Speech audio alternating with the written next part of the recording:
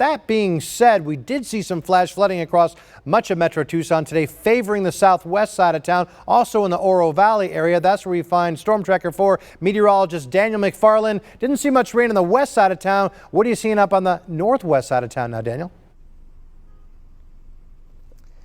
Well, Matt, really looking around the area here, I'm actually at the Canada del Oro Wash, just outside of Oro Valley. There was a lot of heavy rain here just a couple hours ago, and this spot is going to be interesting over the next few days because even though the wash isn't having the water flow through it right now, we are going to be expecting more rain chances here over the coming days, which is going to go a long way to potentially filling up the wash, which is something we see typically a few times during monsoon. So we're not far away from where that flash flood warning was issued, but there has been some standing water across the roadways around spots like Oro Valley, northwest side of Tucson, other spots around this town as well. So keep in mind, if you are going to be driving, there is going to be standing water. At least for now, the wash is looking good. But if we see more heavy rain in the same area tomorrow, which is possible, of course, overnight tonight, and especially closer towards the Catalina Mountains, the wash could become an issue and overflow in one of these spots like you saw before in that video. Now, other things we're going to be tracking for you in the coming days is still good chances of severe weather and other chances of rain for overnight tonight.